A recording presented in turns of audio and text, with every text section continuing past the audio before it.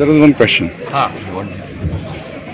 Particularly BJP party, even after having a majority or government in various states, there is a spree of importing candidates or importing MLAs from the other parties. So, what is your comment on it? Whether this will harm the BJP or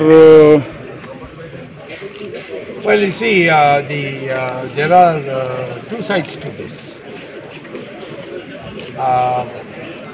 In some states, we have grown very fast because people from other parties joined us. Assam is an example.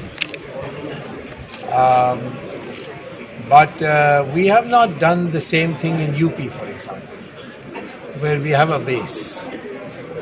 We have not done this in Madhya Pradesh. I would think that where we are keen to see that the whole country comes under BJP rule, we think that if somebody is ready to accept your program and is willing to speak for it, at most once he joins, he will be there only for some time. If he comes and behaves the same way as he was behaving in some other party, I don't think our disciplined party like BJP will tolerate it. no? My question is in particular about Goa. Yes, I know about Goa. There are a lot of nappy people. But you see, the departure of my good friend Parikar, a wonderful person, created such a vacuum in such a short time.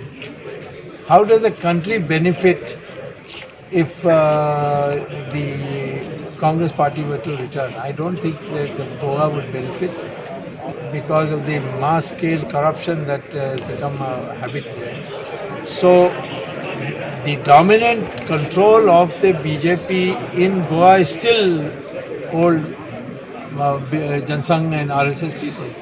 So only that, new people have become ministers, and some of our traditional supporters